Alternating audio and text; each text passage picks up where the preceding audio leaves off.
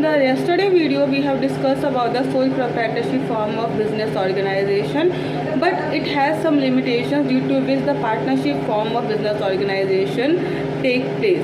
In sole proprietorship, it is not possible for an individual person to have all the skills to carry out the business activities. That is why, to remove all those limitations, partnership is emerged.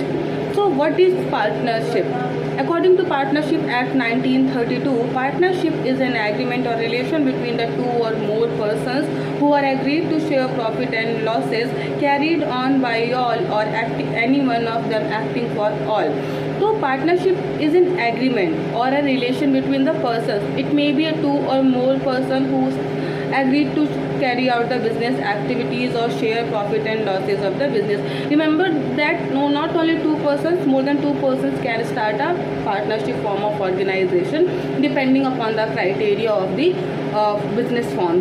Next thing about the partnership is that it doesn't necessary or mandatory that all the members in the partnership carry out the business activities. There may be a case that a single person is accountable, responsible for all the activities. Other persons are just partners of the particular form of business organization. So it is not mandatory for each and every partners to take part in the activities of the business organization. It depends upon totally on the partners of the partnership form of organization that they want to participate in the conducting the activities of the organization or not. So it is not mandatory. Next thing about the agreement. In partnership, partners have some agreement, and this agreement is known as partnership deed. Deed can be written and oral. In case of oral deed, there may be a case of conflict among the people regarding the terms and conditions. But for that purpose, Partnership Act already discussed about the terms and conditions of the oral partnership deed.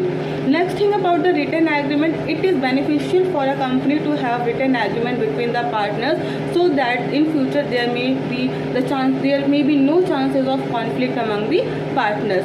The most important criteria for the partnership business organization is required mutual understanding and trust among the partners.